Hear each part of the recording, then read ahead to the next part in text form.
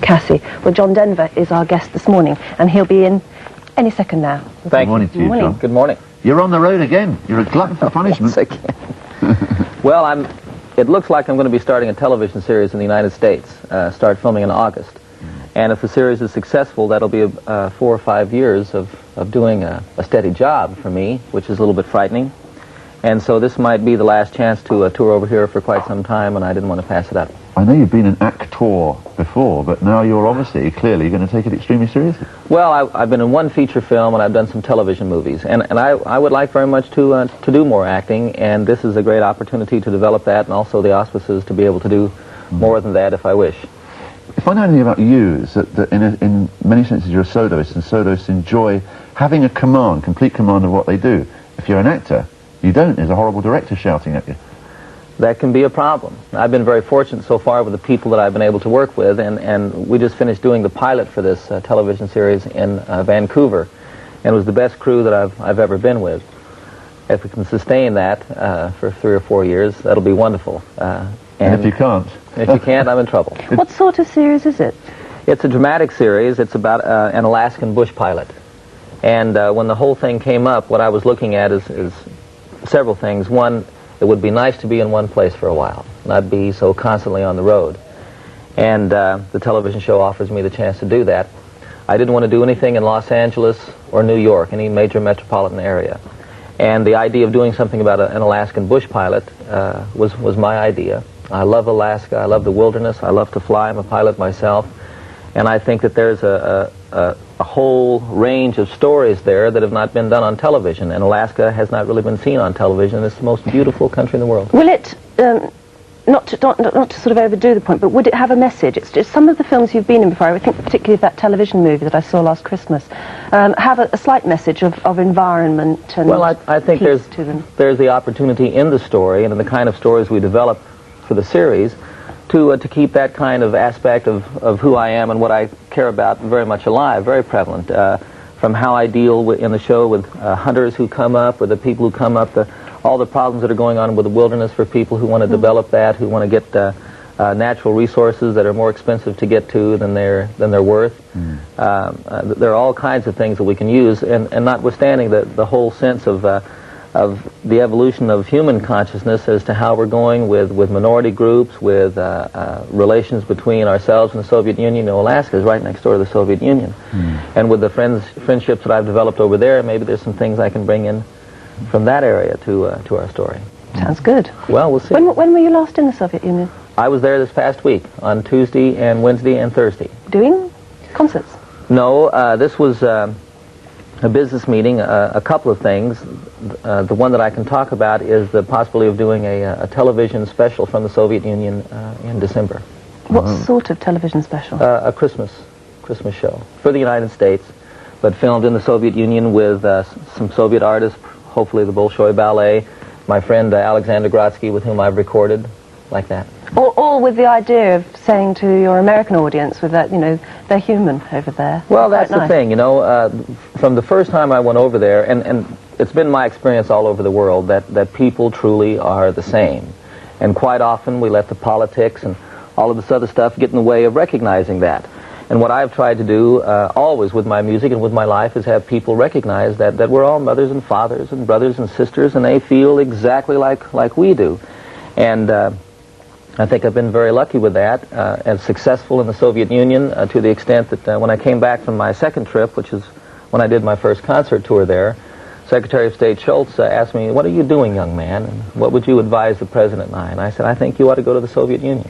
I think you ought to meet those people, both you and the President. I think the most important thing we could do would be to reestablish cultural relations with that country."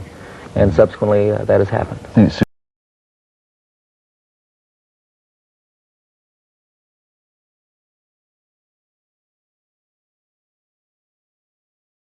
You did not have to kill that man. You lost control of that situation. And walking up to a loaded gun? Stan, Jim was doing a good job of containing it. I've had enough years on the street to know that was a scared little man who was going to give me that gun. You know, Jim, maybe you've had too many years. You don't have the right attitude anymore. I've got the perfect attitude, pal. I'm out of here. Jim, wait. Fine. I was going to transfer you to applicant processing in Fresno. You just saved me the paperwork. Jim, what are you doing? You better go somewhere and cool off.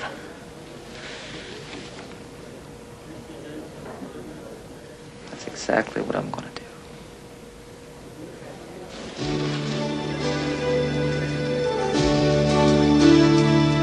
There are those who can live with the things they don't believe in. They are giving up their lives for something that is less than it can be. Some have longed for a home and a place of inspiration. Some will fill the emptiness inside by giving it all for the things that they believe. They believe. Maybe it's just the dream in me. Maybe it's just my style. Maybe it's just the freedom that I found. Given the possibility of living up to the dream in me, you know that I'll be reaching for higher ground.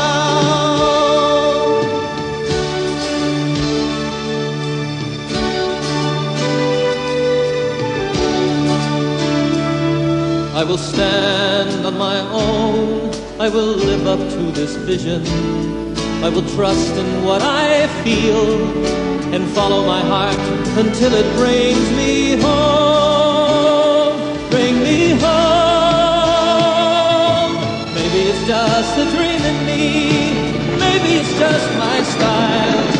Maybe it's just the freedom that I found. Given the possibility of living up to the dream in me, you know that I'll be reaching for higher ground.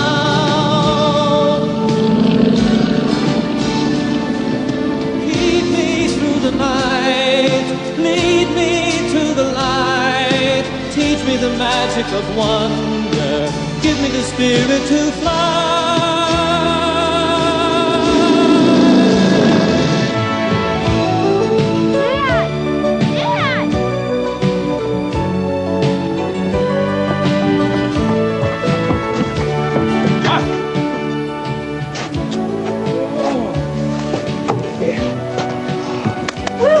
Dad, we were waiting for you. I had to make a few stops.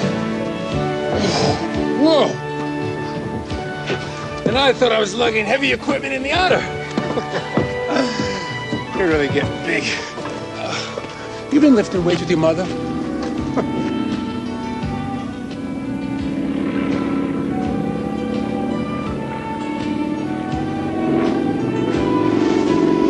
It's Jim. Jim! Maybe it's just a dream in me. Maybe it's just my style. Maybe it's just the freedom that I found. But given the possibility of living up to the dream in me, you know that I'll be reaching for higher ground. Maybe it's just a dream in me. Maybe it's just my style. Maybe it's just the freedom that I found. Given the possibility of living up to the dream in me, you know that I'll be reaching for higher ground.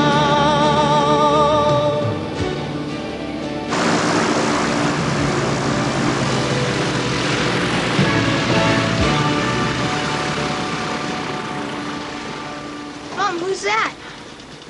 Jim Clayton, Dad's old friend. Hey, looks like he's here for a visit. You can say that. Oh, hey, Jim. Hiya, Jenny. Good to see you. Remember Tommy? This is Tommy? Yeah. How old are you now? 10. And a big guy, too. Looks like you made up your mind, huh, Jimzo? Yes, I did.